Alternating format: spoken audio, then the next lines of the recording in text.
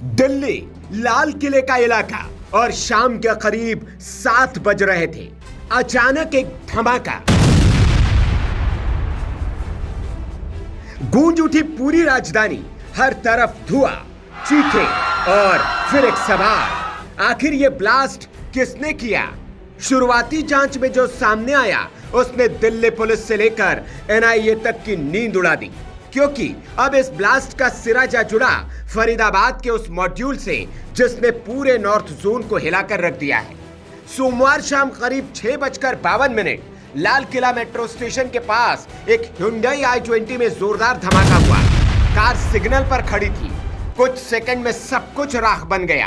Police सूत्रों के मुताबिक कार में अमोनियम नाइट्रेट और डेटोनेटर्स जैसे केमिकल मिले हैं, यानी ये कोई एक्सीडेंट नहीं, एक प्लान ब्लास्ट था। हालांकि जांच अभी जारी है। धमाके में 9 लोगों की मौत हो गई और कई के घायल होने की खबर आई है। सीसीटीवी फुटेज में जो शख्स मास्क लगाकर कार चला रहा था, अब वही इस पूरी साजिश का केंद्र बन गया है। सूत्र ये बता रहे हैं कि वो शख्स है पुलवामा का रहने वाला डॉक्टर उमर मोहम्मद।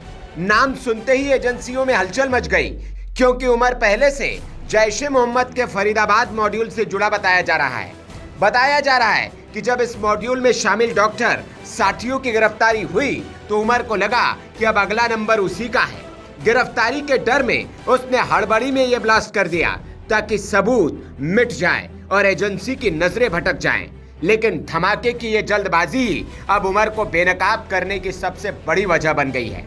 कश्मीर पुलिस ने फरीदाबाद से रविवार को ही 2900 किलो विस्फोटक बरामद किया था, जिसमें अमोनियम नाइट्रेट, पोटेशियम नाइट्रेट और सल्फर जैसी चीजें शामिल थी।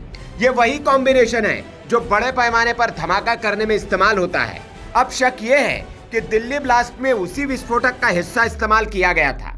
दिल्ली पुलिस, हरियाणा एटीएस और एनआईए तीनों एजेंसी अब मिलकर जांच कर रही है कि क्या लाल किला ब्लास्ट उसी फरीदाबाद नेटवर्क की कड़ी है या दिल्ली में कोई नया टेरर मॉड्यूल एक्टिव हुआ है।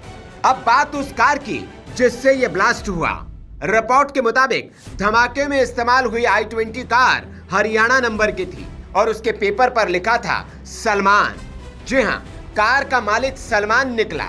हालांकि सलमान ने बताया कि उसने ये कार एक्सचेंज में एक डीलर को दे दी थी।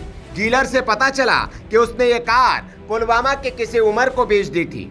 पुलिस अब सलमान और उमर के बीच के कनेक्शन को खंगाल रही है।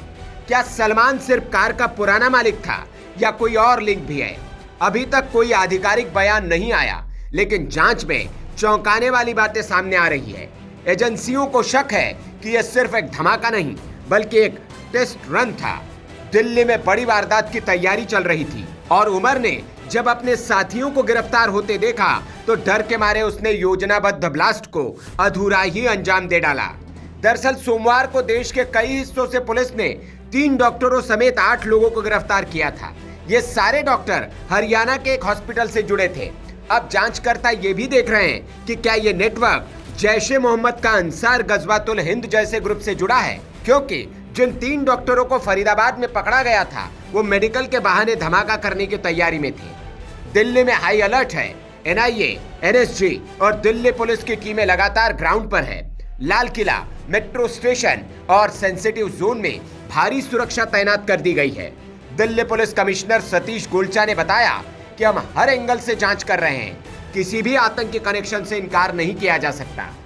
गृह मंत्री अमित शाह भी यही कह रहे हैं। तो सवाल यही है, क्या पुलवामा के डॉक्टर उमर ने घबराकर यह ब्लास्ट किया या इसके पीछे कोई और बड़ी साजिश छिपी है?